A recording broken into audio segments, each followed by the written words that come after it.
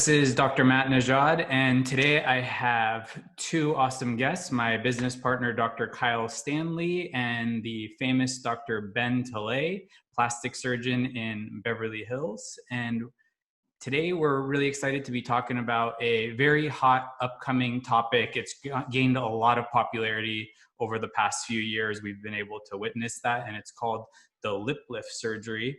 And it has a lot to do with facial aesthetics and the smile. And it's actually a very cool concept that we've been part of for a long time, because in dentistry, we're so focused on changing the teeth and the smile and trying to get the right proportion, a youthful smile, but we tend to look at it from only one side of the equation, which is the length of the teeth. And as a result of normal aging, grinding, chipping, wear, dental restorations, what happens is the teeth get shorter. And as we go through cosmetic rounds of treatment, we tend to make the teeth longer, oftentimes longer than they ever were, in order to kind of chase that perfect youthful smile. So there's actually a lot more involved, and I'm excited to be talking about that. And with that, I want to have Kyle Stanley kind of give the dental perspective on the smile as it relates to the lips and facial aesthetics. Yeah, so thanks, Matt. This will be fun. With the smile and the lips, I think the problem that we're chasing is that as dentists, we're kind of taught that we need to show a certain amount of tooth display at rest when the patient is, at rest, but also a certain amount of tooth display when they're smiling. And when we have the discrepancy, there is when the problems come in. So whether we show too much or too little, we have these visual tensions that we see. And as our patients age, the smile and the tooth display at rest changes. And so that was where I really started to hone in on this problem, and why I wanted to introduce this topic to dentistry. Tell us a little bit about, going back to dental school. I remember in the clinic floor, you were taking impressions of the lip. So kind of tell me a little bit about how you discovered, I want to say discovered, how you came to realize that this should be part of our dental planning, and a little bit about the history on how this procedure as it relates to dentistry has started. Yeah, so back in like 2008, 2009, I started reading plastic surgery journals, psychology journals. I was studying the study of beauty. And so I got really interested in this topic, and I started realizing that to have a beautiful smile and a beautiful mouth, even when you're talking, you have to show teeth. And then I started seeing that a lot of my patients in dental school actually weren't showing any teeth, but we were treatment planning young people and old people, or people that showed tooth and people that didn't show tooth, the same way. And that bothered me. So I started doing my own research, looking into how we could modify the lip. And selfishly, it was just to help us dentists.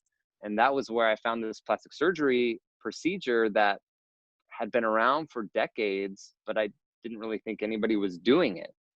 And so that was when I started doing research. And so now, I introduced this topic a long time ago to the restorative dental community, just so that they know that it's possible.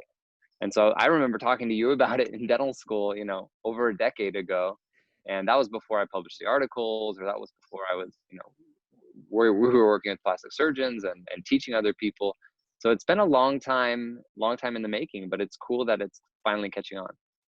Yeah. And, I remember you introduced the concept, you ended up writing this article on it, but which we'll talk about a little bit later, but we had this difficulty finding surgeons that would do it. I remember in the first 3-4 years of our practice, you were contacting surgeons. Not a lot of them were willing to do it until you found Ben Talei.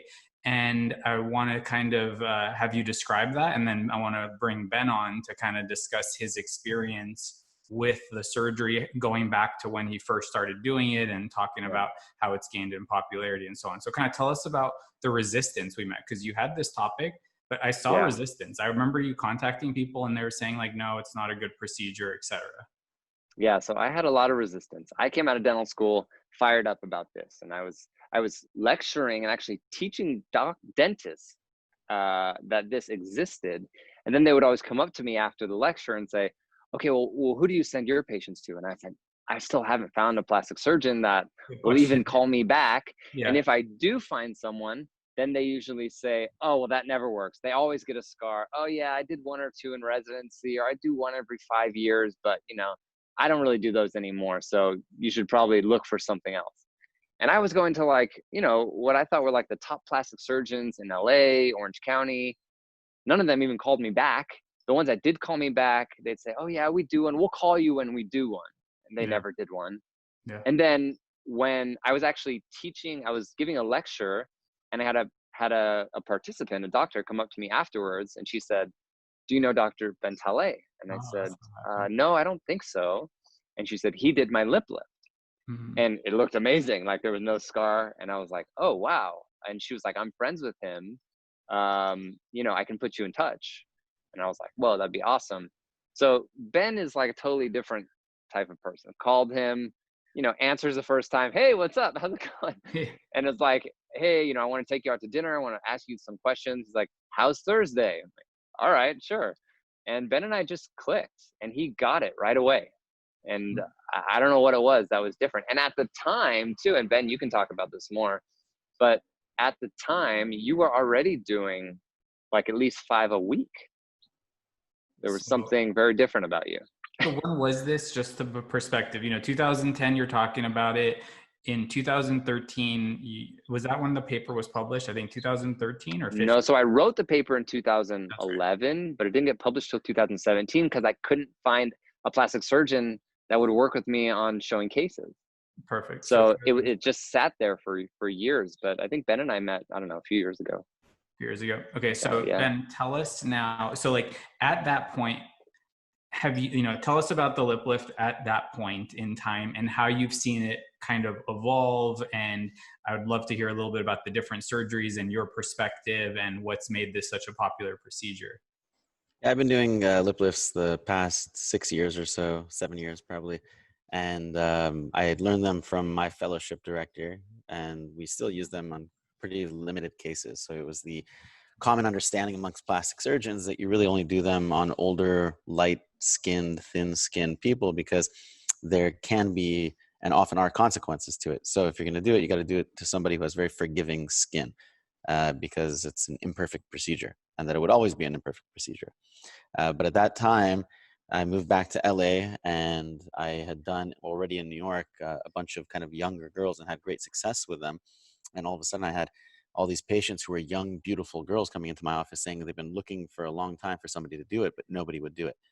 And the more I did them, I realized, oh, it's, we're doing them incorrectly. And I did them well, even though I was doing it incorrectly at the time. I did them very well. But I started to take on the same tenets that we use during deep plane facelifting. The more I understood the deep plane facelift, which is to lift something in the face, which is a human face that's soft, pliable, and descends over time. You have to actually go release the tension that exists in the face, pull it up without any tension, and then put it back down with no tension. If you do it that way, then it's actually going to stay. If you go try to tighten things and pull things and plicate things, it's, the human tissues are not made of steel. They're soft tissue. They start to pull through the stitches, they fall back down, and in their wake, they leave scars and nasal widening and nasal effacement and all that. So I developed a technique that at that time I called a modified upper lip lift, which is a modification on the prior upper lip lifts based upon the subnasal or the gull wing or bull's horn upper lip lift. And the big change was that I was no longer trying to tighten things and just pull things and stitch them. I actually went into a deep plane release. So I was separating the planes within the lip in a deep layer, rolling them over each other, preserving musculature, putting it back down, and then attaching it to the densest structure around the nasal base, which is the piriform ligament, which is near the periosteum. So now it's a fixed location. Once I started doing that, I could get good results on black skin, on Asian skin, on white skin, on old ladies, old men, young men, Filipinos, anything. And all the fears of nasal widening and scarring and effacement and changing somebody's character and architecture kind of went away. And the more I got into it, the more I started to understand the mouth dynamic, and then started to work with Kyle and you as well. And through that, then I really started to understand what perioral beauty and perioral function and perioral balance meant. And in the world of dentistry and plastic surgery, it is very, very, very poorly understood amongst all of them. Everybody has a Yeah, poor both sides. understanding of it, both sides. Hmm. There are very few plastic surgeons who understand uh, what occlusion has to do with phonation, with mouth closure. Uh, they understand the facial balance, maybe that part. Then there's very few dentists who understand phonation and mouth closure and facial balance. They're very few. Now that we're starting to talk about it, the dentists are like, oh, okay, I kind of get what you're talking about, because before they were just trained to make the teeth longer and longer in order to get the incisive show, because their end point was, I need to have incisive display to make somebody look good, not Yeah. that I need to have a good balance proportion. So even with somebody who had good occlusion and good projection and good dental height already had good maxillary height and good tooth length, it was perfect already, but they couldn't see the teeth. They thought to themselves, okay, well, this person is already perfect, I'm just going to add on to it. And now what you just did was cause a problem, because they were already perfect. And plastic surgeons, well, they were scared to do the lip lift, and so they either do it improperly, or they try to do too much with a lip lift and don't realize that there's more teeth or projection that's needed, and they don't see kind of what's happening in the strain of the face. And so we talk about how when the face is imbalanced, you start to see strain in it, you start to see stress. And with improper occlusion, improper lip height, improper lip closure, you see the muscles around the mouth, all of them just suffering, and they're straining over years, and it ages people more rapidly. I have a couple questions. So totally agree with all that stuff. And it's just a classic case of like, you focus on what you do, you hone in, you like really narrow your focus, and you miss the big picture a lot of the time. So I want to talk about that in a little bit, but on the lip lift surgery, so are you always doing this modified upper lip lift, or is there still indications where you do things differently? No, so the modified upper lip lift is a deep plane lip lift. It's the most logical way to do it, because you're releasing the SMAS layer from the muscle, bringing it up, putting it back down, and the muscle contracts, preserves volume, preserves function, and you have no tension. So anything that you need for this hyperdynamic area remains intact. There is no other logical way to do it. Now, some people go and cut some skin and then just close the gap over the muscle, and the muscle, they don't realize what's I realize what's happening because I see it later. I go open it and the muscle was folded onto itself. It didn't release, so it was folded onto itself like this, and that whole area doesn't function anymore. It becomes very stiff and fibrotic. Or some would do just muscle plication on everybody. And if you do muscle plication on a long lip, it's fine. Long lips are usually poorly functioning. They don't flex very well. The top of it's kind of, poorly functioning anyways. You plicate a little bit of it, not a big deal. But if you do that on somebody with already a short lip, now you're limiting their lip mobility. So I don't like to do lip lifts the other ways. I don't like to put incisions inside the nose and try to hide them. It's the same kind of erroneous thinking that was going on with facelifting. They thought to themselves, well, you get a scar with a facelift, so I'm going to hide it. No, you're doing the facelift wrong. You shouldn't be getting a scar. Your technique is wrong. Your release and your lift is incorrect. And instead of hiding your catastrophic work that you just did on somebody with scars inside the hairline, why don't you just fix the problem in the first place? And lip lifting is the same thing. Instead of hiding the scars, put them where they're supposed to go. Keep the subunits of the face separate. Put them where they're supposed to go. And then fix the problem of the lift, which is it had too much tension, too much pull, not enough release, and not enough secure suspension. So you fix those things, which we do in a very simple 20, 30-minute surgery, and you're good. The only downside to this becomes that because you're releasing a very sensitive area with sensitive lymphatic drainage and just very reactive area, you get a longer healing time. So at the sacrifice of a 3-week to 3-month healing time, I get a much, much more predictable result on all ethnicities, on all ages, on all, as you can imagine, silicone, whatever is in there. I get a much more predictable result with it. Yeah, Gotcha. this was something that I never understood from a dental surgery standpoint. It never made sense to me how I would see it originally in the original articles, let's say 20, 30 years ago, plastic surgery articles. They cut away a piece of tissue and then try to suture it up. And it's like, well, no wonder you're going to get a scar. I mean, in dentistry, when we do grafting or we add volume, you have to release so that we get we get that primary closure with no tension. And so when I first started seeing Ben do it live, and we came into his practice and we're watching him, it made so much sense. And for him to say like, yeah, no one else is doing it this way, it was like, this makes so much sense. And it was super cool to see. And how you say that the healing time is longer, but you ultimately get a better result. That's totally true. And I would say for patients that are listening to this, if your plastic surgeon says, oh, you'll be back and at it, in 2 weeks and it'll totally be fine, that's not necessarily a good thing in the long term, right? In the short term, yeah, of course, you get to get back to your life, your family, your work earlier. But long term, that may mean more scarring. That may mean less mobility of the lip. I mean, Ben can talk more about that, but that's been how I've been introducing it with the dental community as well. If you want to make an omelet, you got to break some eggs, and so you have that longer healing time. Ben, so like in the modified approach, modified upward deep plane lip lift, are you cutting any muscle? Is muscle being actually shortened in the process every time, or what? So typically, no. Typically what I do is make the incision at the base of the nose, between the nose and the lip. That way you keep your nose untouched. The whole point is you don't want to remove nose while you're doing a lip lift. It's a weird thing to do. So we make the incision there, remove the excess height of the upper lip, which some people it's laterally biased, some people it's centrally biased. It's usually laterally biased to prevent bad aging. And once I do that, I remove that tissue layer down to muscle. Then I dissect over the muscle all the way down over here to release all the SMAS and skin away from it, roll it over and put it back down. Gotcha. Now, if I look at somebody and I say, you know what, they already have good dental height, meaning their gums and their teeth are already good height, and their lip is too long, and even if I maximally lift it, they're still not going to have good height because their muscle is just flaccid, then I go do a muscle plication.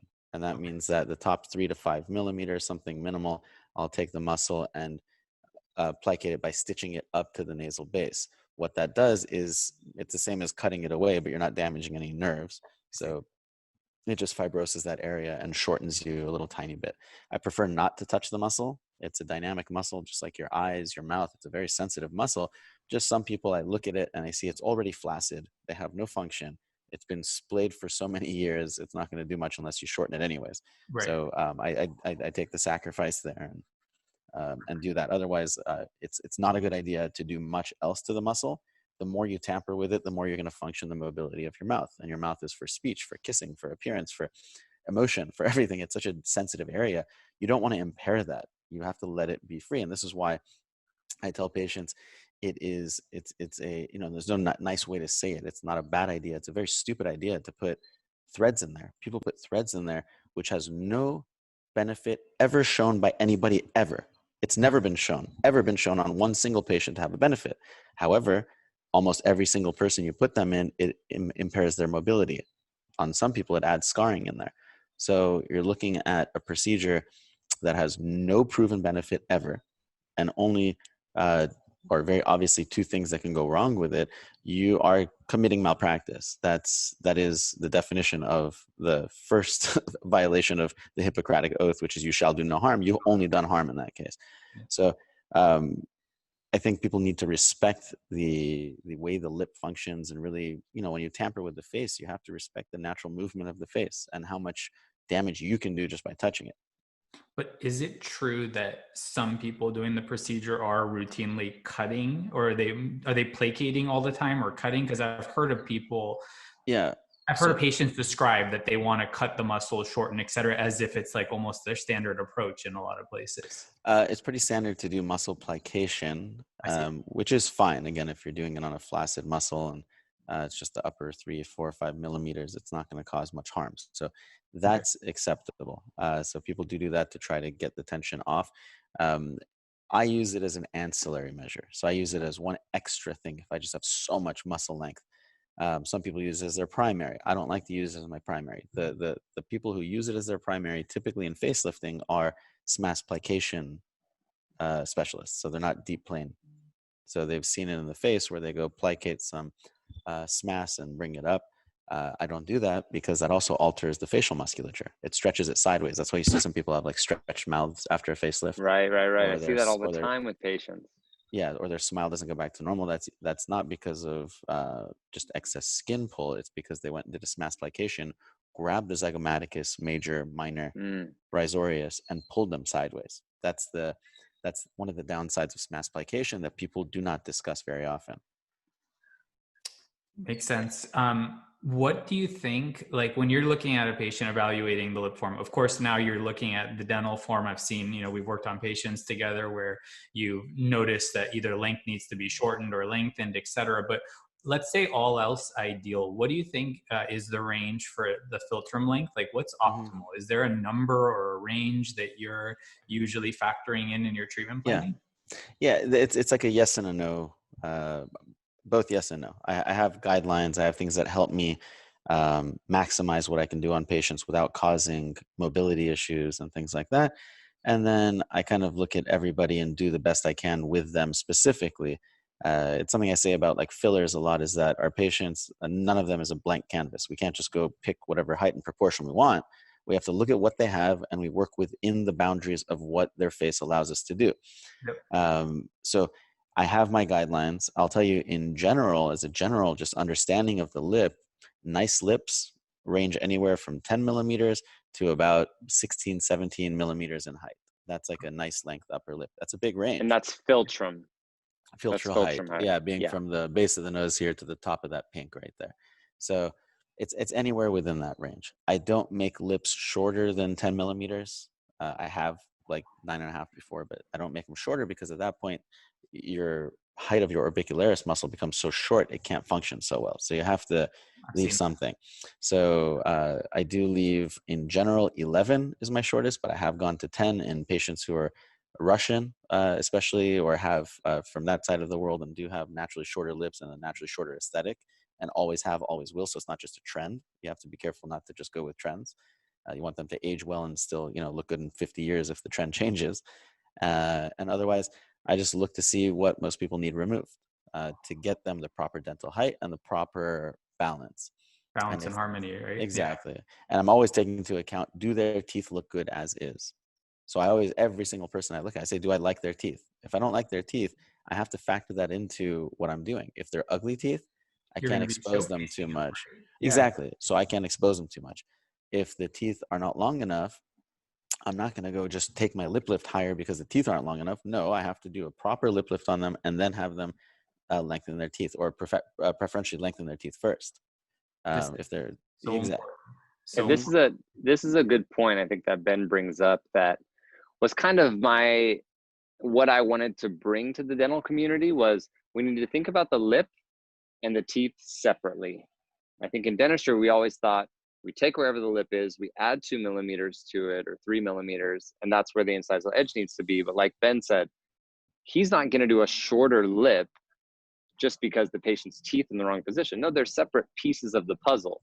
We can move the teeth with ortho, we can move it with method surgery, we can move it with restorative dentistry, and the same thing with the lip. If we can compensate for this, and that's how all three of us working on patients together has been, I think, so key in the sense that we'll send someone over to Ben, or Ben will send someone to us, and what do you think? Okay, well, I may modify this. How are you going to do this?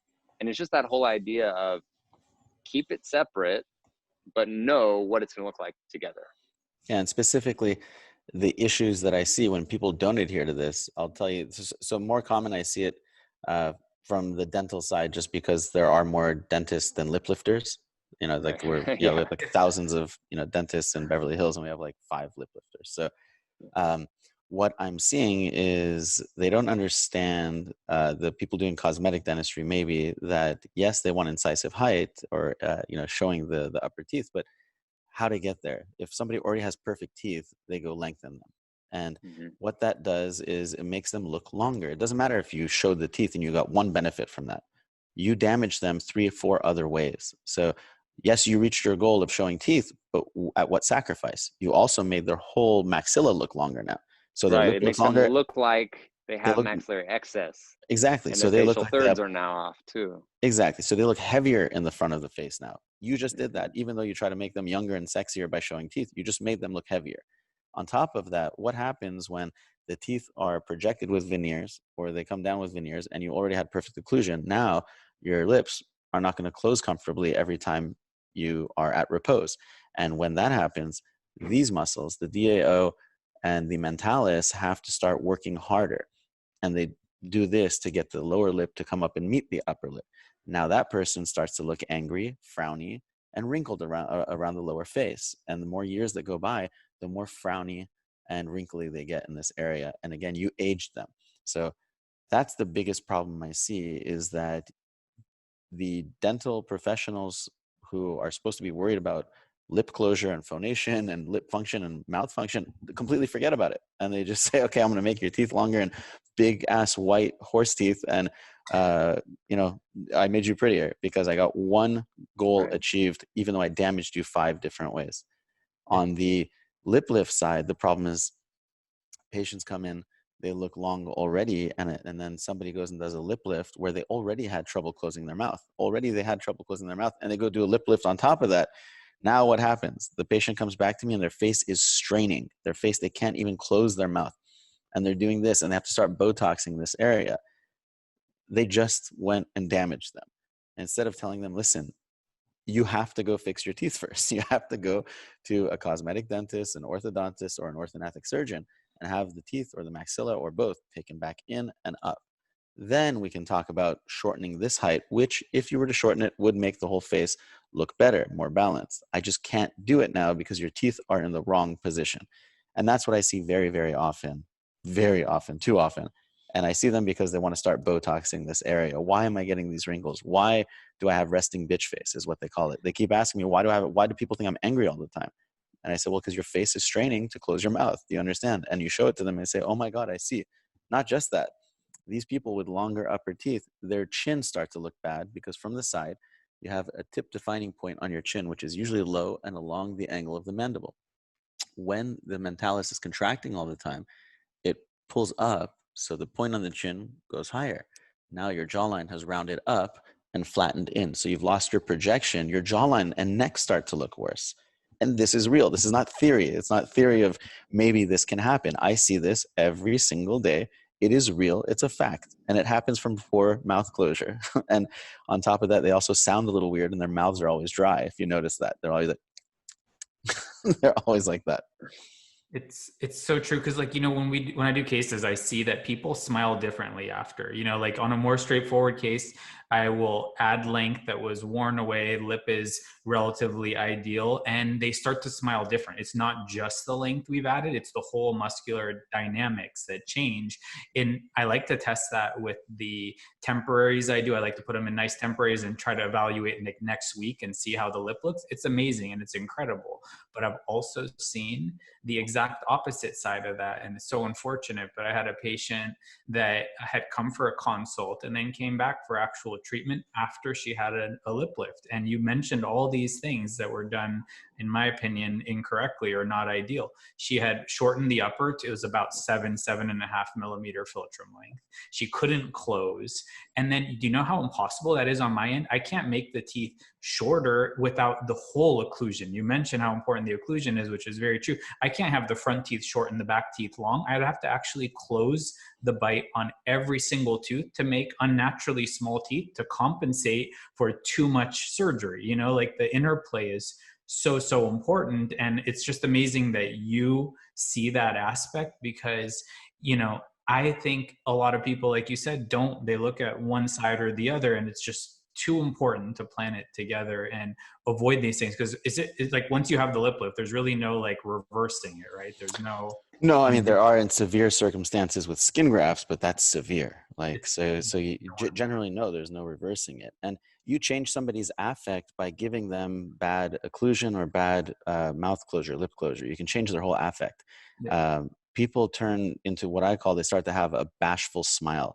And there's somebody that while they talk, they're always trying to cover their teeth. It's like somebody with braces. We see that often. Yeah. And you see a kid with braces, right? And they're talking and they're smiling, but they're always like covering their teeth. So I call that a bashful smile. And it happens when the teeth are just too prominent or they have braces. It can happen either way. and they start to get what I call a downward smile. So they're smiling, but even though they're smiling, this part's still pulling them down, and they look like they have like a sad smile. And this is a real effect. You know, people always talk about theory, and maybe I'm doing this good, maybe I'm doing that bad. This is real effect that is happening, and it's a rapid domino effect that always happens every single time. So it's something that dentists have to be aware of, and plastic surgeons have to be aware of if they're going to treat the face. It's a requisite. You have to be aware of these things. Just like when you're operating the eye, you have to be aware of lag ophthalmos and poor eye closure and eyelid retraction. You know, we worry about that with the eyes, but people forget about it with the mouth.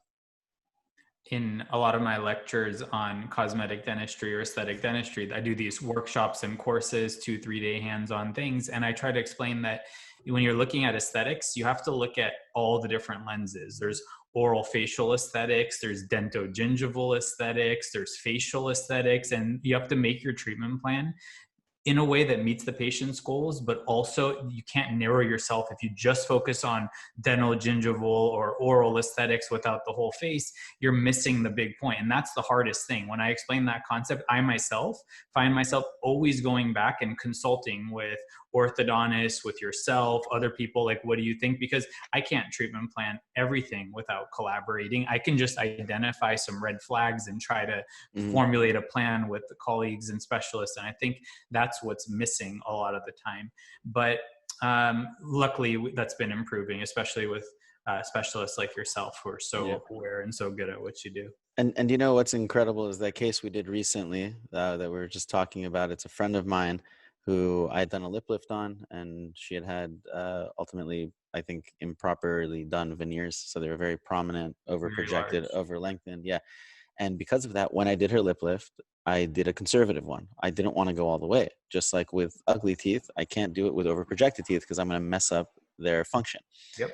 And, you know, she wanted more, which is fine. She's a very beautiful girl. And she just, I think, either thought I had said, no, I'm not going to do more, or maybe, you know, didn't understand my reasoning and didn't want to bother me because she's such like a nice person. So her niceness made her go elsewhere and had lip lift done again. When she came back, I couldn't stop staring at her mouth. It just wasn't functioning. She already had that thing that I'm talking about where you talk and you do that a lot and couldn't close, and it was already straining here. Now it was a severe strain that was really bothering me, and I had to like Botox it right away and explain, no, listen, like this is going to age you rapidly. And she goes, I see it now. I see exactly what you're talking about. She came to you, you gave her those temps.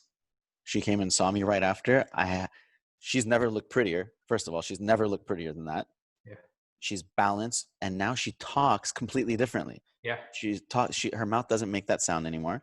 It's completely relaxed. Her whole face is relaxed now. It doesn't strain anymore. She doesn't have an ounce of strain in her face just from you putting in the temps, reversing her to, I think, her original height probably. And also, like, you have a trained eye, but like she shared with me that some of her followers messaged her out of the blue unsolicited and said, like, exactly, like, I noticed that your teeth were long, you probably had cosmetic dentistry, I've noticed the change and it's incredible, I could hear a lisp when you would talk. So it's not just us. This is just a follower telling. She said there was numerous, but she shared that with me. So these things, you know, are being picked up by general public, non-specialists, non-dentists, because the last thing I hate to do is like make somebody overly self-conscious about something or plan things that maybe aren't, you know, perceived, but people do perceive these things. It's such, even if they can't put their finger on it, they perceive it. That's right. The thing. This was something that, you know, at the beginning when Ben and I were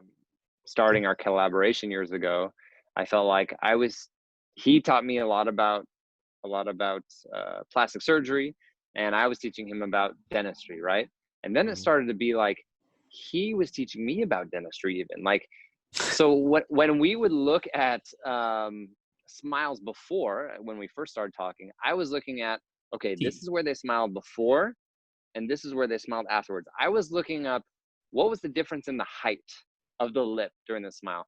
And what Ben had taught, you know, both you and I, Matt, is now like, look at how less strained the smile is. The ease of the smile, yeah. Yeah, and we never looked at that. And that's never a thing we're taught in dentistry. We're never taught to look at, are they smiling, you know, without strain? It's always based on measuring something.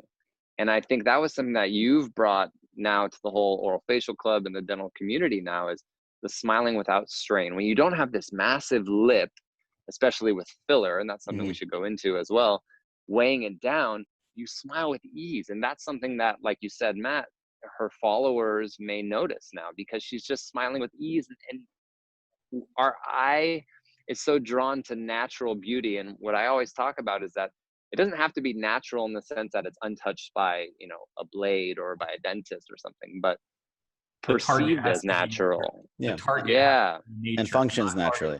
Yeah. Exactly. Yeah. Natural function. And I think the two easy things to conceptualize that people are seeing without understanding. Number one is the shadowing on the face. So they see when somebody's talking and they smile big, you're getting more shadows here, more crunching, more everything, more strain across, more lines across here. So you just see more shadows kind of across the face, more dimpling and, you know, all that. That's all, you know, shadowing and contour issues. The other is projection. They feel something. So there's emotional projection where somebody feels angry and you feel it. And then there's projection of pleasantry and calmness within somebody, or a strain within somebody. And if they're talking with a strained affect, it will project onto you. And that's how people interact, is they get a sensation of however the other person's feeling, they understand it from the projection. They absorb it. So when people talk to somebody like her before, they feel a little tense. They might feel a little uncomfortable, or that she's uncomfortable, or there's something. Afterwards, they talk to her, everything feels softer and nicer and calmer and more pleasant. Yeah. And it's strictly from that. And the psychology that has on them, the psychology of the smile has been studied, and it's so powerful. But basically, when you have teeth that are chipped, worn, lip that's long, when you feel like you have to strain too much, there's a million different reasons why you would be uncomfortable with your smile or not confident in it. And then no matter how hard you try, it's so hard to make that natural. It's so hard to make it look good, because you only think about all those things weighing you down. You feel uncomfortable in every environment or situation where you're forced or want to smile. So getting rid of that, it's like the most life-changing aspect of what we do. Making people generally be perceived as happier makes them actually physically happier too. There's a whole psychology of this. Yeah, it's like happiness makes you smile and smiling makes you happy. And there's really a connection there. Yeah, and the same goes with furrowing. So when you have furrowing in the face over here, there's a direct correlation between furrowing, anxiety, and stress, and depression even. And when people are Botoxed just for that kind of stuff, it actually slows down the cycle of depression, anxiety, and stress. Something as simple as that, because there's a psychosomatic feedback loop happening. And you're not aware of it, but it feeds back into it. It's like when people grind when they sleep, it's because you have some kind of tension within you, and that's you getting it out or comforting yourself somehow. But that's part of it. And when you Botox people's jaws and you can get them to grind less, they actually are less stressful sleepers. Yeah. I love all this, guys. I have a couple more questions for you, Ben. Like, what was it? Something. Oh, yeah. So what part of aging, or what percentage of lip lift patients you think are the direct result of like normal aging? Because like as we age, the lip, it's normal, right, for the lip to get longer as we age, or not necessarily? I would say it is the norm for the lip to thin, deflate, and lengthen over time for different reasons. So it is just as you would expect somebody might need a facelift or eyelid procedures or things like that. The need for the lip lift is almost as common, and that's huge. And what we see is that the SMAS and the dermis and the muscle bulk overall decrease over time, and it thins. And as that thins, the lip tends to come down a little bit, versus you have a little more volume, it projects out a touch. Very small contribution to that. Over time, the lip muscle also loses its function slowly and starts to lengthen, and you see people get floppier lips over time, and then they reach a critical point where it gets past the teeth. Once it's past the teeth, now it functions very poorly because it doesn't have a support structure behind it. So things change. So there's a lot to be said for having incisive display, other than the appearance of it, is that your lip functions better when it's in front of teeth. It functions worse when there's no teeth behind it. Just like you take someone's denture out and it just flops everywhere. It doesn't have a support structure. It's a hanging muscle. It needs a backing behind it to function. So as soon as the lip lengthens past that, it goes through an exaggerated, in my opinion, and this is my belief, this is a theory, but an exaggerated aging process once it's past that, because it lengthens faster. because the muscle's not holding it up anymore as much. I also think from what I've seen, this is just my opinion, because I've looked for this in the literature. I bet you it's there somewhere, but like I've noticed on patients and even myself, when you smile more throughout the day, the muscle has a certain tone, almost like you're exercising the muscle. So it keeps, like someone might show nothing at rest. And if then they start smiling, all of a sudden they show 2 millimeters, because right after you smile, anybody you smile and then you relax, you show more teeth naturally for a little window. And then the more you do it, so these things all compound on each other. 100%. I see it. I see it in patients because I take so many pictures in a day, and I can get them. I say, open your mouth, and they open it, and you still see teeth. Then I say, no, close it. And I say, drop your jaw open and say, ah. And they go, ah. All of a sudden now you see no teeth. Yep. So you're right about that. I see it in myself also. Yep. Because somebody keeps telling me in a photo, stop smiling, stop smiling. I'm like, I'm not smiling. Like, stop smiling, stop smiling. I'm not smiling. It's my natural tone. No matter how much I relax it, unless I'm asleep, it's like, it's slightly up. That's a good. Because my natural resting tone is slightly contracted. But then you don't sleep, so it's always. Yeah. What about fillers and stuff, Ben? What do you think that? Do you think or know that fillers and things are weighing it down and accelerating this whole process? Is there a component of literally weighing things down and making this process happen faster? Yeah, and it's multifactorial. So let's say you put a scant amount of a good product, okay, meaning not Juvederm Ultra Plus, okay? You put a good product, anything other than those like Restylane, Refine, Define, Volura, Volbella, and you go from underneath, not from above, and you inject it into the vermilion, a responsible amount, small amount. You're not trying to make a lip out of a lip that doesn't exist. You have to just take it to the next level. You don't take it 5 levels up. Okay, you take that person's, you keep it within the limits of that person's lip. You can't deflate it and inflate it to somebody else's lip. It doesn't, it shouldn't happen that way. Let's say you do that. In all likelihood, you're not going to age that person. Not much. Okay, you're just going to make it look a little volumized and fuller, or replace volume that was there before. So it's not a bad thing. The problem that we see is that people use the wrong technique or the wrong product. Juvederm Ultra Plus are the 2 biggest culprits of that, and they love to migrate, and they're very hydrophilic. So you inject it down here, it crawls up, or you inject from up here, it crawls up faster. And it usually migrates about 1 centimeter north of the vermilion, from what I've seen, 10 millimeters, very, very often. And the filler here will go away, but it'll just end up here. People think it got metabolized. It didn't get metabolized. It got metabolized slightly, but it just moved up north. And now it's up here. And you see that 6 months to 2 years later. And it can last 10 years. So these aren't temporary fillers. We call them temporary. Residue stays, okay, for a very long time in a very large subset of patients. So once that's happening, now you're dealing with 2 different things that are aging you. 2 or 3 actually. So one of them is that your muscle is covered now and soaked with water. And when a muscle is soaked with water, it doesn't contract very well. So now you've lost your resting tone. You get a floppier upper lip. You go through an accelerated aging process, just as if you had nothing behind it or more mass in it. It's an accelerated aging process. So they age much faster because they have no muscle function. It's heavier. So the weight is actually bringing it down, and they have nothing to contract them up. And the third thing becomes that they have an expansion effect. So you can actually have a tissue expander effect, whereas you would compare it to a tissue expander that we place for surgery. You put it under the skin, and the skin slowly starts to stretch. And the dermis and epidermal thickness can actually change while it's doing that. And the effect of that is, once the filler comes out, since the dermal and epidermal thickness changed, and you've aged during that time and stretched the skin, the second the volume comes out, now you have excess wrinkles too, because you have more surface area there than you had initially. And you've been aging, so you would have gained it anyways, and you gain more from having the filler in there. So these are certainties. They're not theories. Now, it doesn't happen to everybody. This is like that tug of war that I talk about often, is that you have injectors, let's call them injectors, whether that's plastic surgeons or nurses or derms or whoever, and then you have dentists. So you have natural aging process, but then you add fillers into it, and now we have a lip getting longer and longer and longer. And then that same person that had their lip injected goes to the dental side and says, I need my teeth to be longer because I want to show more teeth. And the dentist makes them longer. Yep. And then they get more fillers, and the fillers get longer, and then the teeth get longer.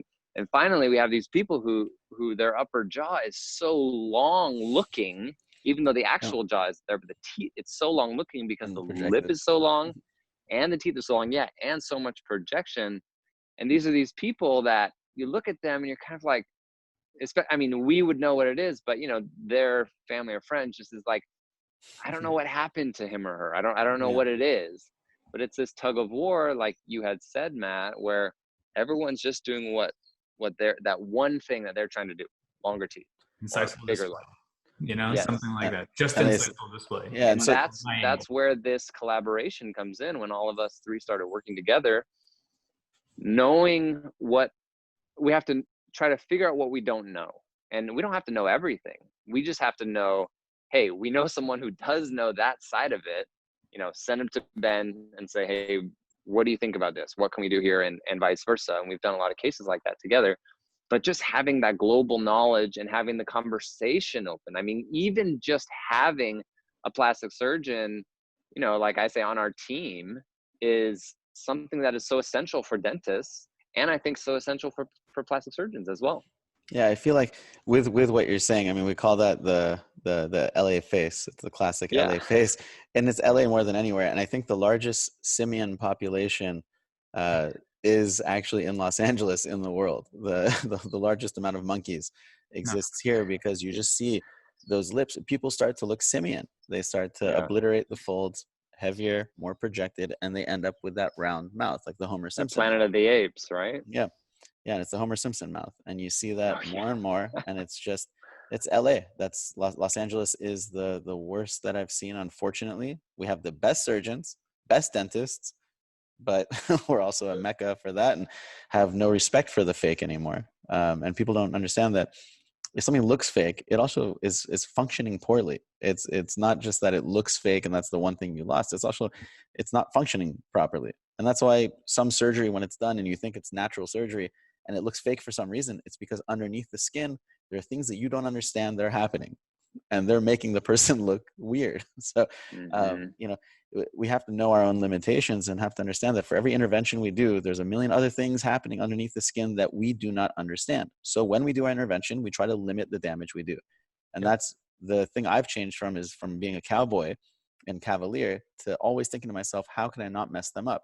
How can I not make something worse? How can I put it back how I found it? So if somebody else goes in there after my facelift, 10 years later, they don't need a roadmap. They don't need to go look at my operative note. They just go in and say, okay, everything's where it's supposed to be.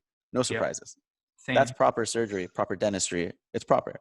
Same. Yeah. Cause I mean, like, we see, like, for example, people in this area, when I teach courses, they're saying things such as like, oh, I love your beautiful, natural, real looking veneers, but patients don't want that. They want this white chiclet. They want that. I'm like, I'm in the same town as you are. I'm in the same zip code. And I see maybe one out of 10 patients will slowly guide me towards a more unnatural look, but 90% of them are very receptive to natural. So you have to be willing to put in the education and explain it to them and show it to them. But when you just say, oh, no patients want it, that's when we end up with this large population of people that look so artificial because they're not getting the right guidance and the right treatments in the first place. But I think it's so important to do it conservatively, save more of the tooth, leave options for the future, not make things compounded, become worse and worse and worse. And I'm just really, really impressed on the demand for these things and how people are educating themselves. We've been getting, I would say, like 5 or 6 times a month, someone emailing us asking, I want to schedule for lip lift surgery. And we try to tell them, like, we send them to you and say something like, you can come for a consultation here. We work interdisciplinary. We don't do the surgery. People don't realize that dentists don't do this surgery, but the word has gotten out that the lip lift and dentistry work hand in hand. So it's just in a really exciting time. And I think that we're just going to keep seeing more and more growth. Have you noticed the same? Has there been a steep rise in demand for the procedure over the past few years? Oh, absolutely. Absolutely. Right. I'm doing, I think, well, since we've been back, like 10 a week, which, you know, for a procedure that was not very popular worldwide, that's a big thing. I've even noticed surgeons who weren't doing it when Kyle was going around asking people. I remember names of people that said, no, I don't do it. And now I see it on Instagram, on websites. I've seen it too. The same people that said it doesn't work, now all of a sudden they're doing it all the time. Yeah. Yeah. Unfortunately, they're still using the same old techniques, which means they should also not be doing it. But it's got such a big demand. The demand is increased. And for them, it's a missed business opportunity sometimes. and they don't want to take the time to, go learn a very easy procedure, which is, it's up to them. We all have our own Well, that's aesthetic why and patients goals. have to do their research. It's tough. There's so much marketing out there. That's the point of this video too. I want to be able to share this with patients when they contact us, so they can see all the things that go in, because it's hard to get good quality information with all the stuff that's out there. So I think I'm feeling really good about all the information that we covered, and stressing the importance of planning and interdisciplinary care and focusing on natural aesthetics, not super artificial fake looks and so on. Is there anything either of you guys would like to add to this? Something we didn't cover? No, I would just say, it's really important, if you're going to be in the aesthetic world, to develop good taste.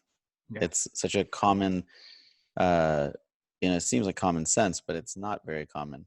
You just have to have good taste. Like, you have to be, I don't walk around telling people I'm an artist, but you have to have the eye. You have to look at people and understand what looks pretty and delicate and nice, and realize that you might not be producing it. And if you're not, why aren't you? Why are other people getting better results than you?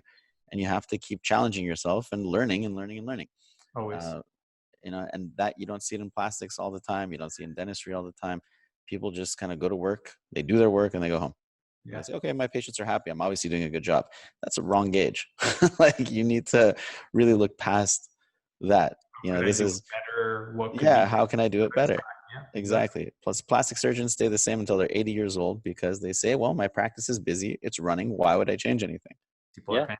Yep. It's the wrong way to look at it. Why would I change a blood pressure medication when it's working fine? Well, because there's going to be better ones that are going to have less side effects, that are going to, those little problems you have here and there are going to go away. So medicine has to advance, and the, cosmetic dentistry is no different. Orthodontics is no different. They have to really look at their results over and over and over again, and keep asking themselves, how can I get better taste? How can I look at art on the wall and see, like, how can I paint better? How can I do everything better? Yeah, and for me, I'm just excited that this idea has caught on. For me, like, reading plastic surgery journal articles in dental school has turned into like almost a trend, in throughout the world. I mean, when Ben and I first went to Brazil to teach the Brazilians, they had never really heard about this, and now it's just exploded. So it's huge cool in Brazil. To see. Yeah, it's cool to see that this is catching on. For the patients out there, I would just say, do your research. Know that this is you're working with a team that this isn't a one-off thing. This isn't their first time doing this. They've done this multiple times, and someone that you feel comfortable with. But it's really great to have this oral facial club and a group of dentists and plastic surgeons and orthodontists that can talk and advance all of our fields together for the better of our patients, to have more aesthetic dentistry, more aesthetic plastic surgery. I know you're my business partner and all, but you should be proud, man, because you've created awareness. You didn't invent a surgery, you didn't change the surgery, but you've changed the field by bringing awareness to this. And I'm sure if we look at the trends going on over time, it's not only for the better of the patients, but it's also going to be something that it's going to be more straightforward for dentistry. It's going to give us more natural results, less frustrated patients. Everyone's going to win from these things. And at the end of the day, if a patient doesn't want to do it, our job is to educate them and show them, not to lead them blindly down a path where you add length, and length. Just as long as you at least identify and talk and open up the conversation, that's informed consent. That's important. These concepts are huge, and you should be really proud that you brought that to our field. I know Ben had already known this, but as a result of your work, I think our fields are going to collaborate so much better. And I'm just really proud of that as well. And I think it's an exciting time for dentistry and aesthetics going forward. I definitely want to thank both of you for all your time. This has been so informative. I know that a lot of people are going to benefit from this, and we should do it again. Certainly. Sounds fun. Yeah, it was great. You guys have been doing some amazing cases together, and it's just really cool to see all the results. Bye, guys. All right. Take care. See you later.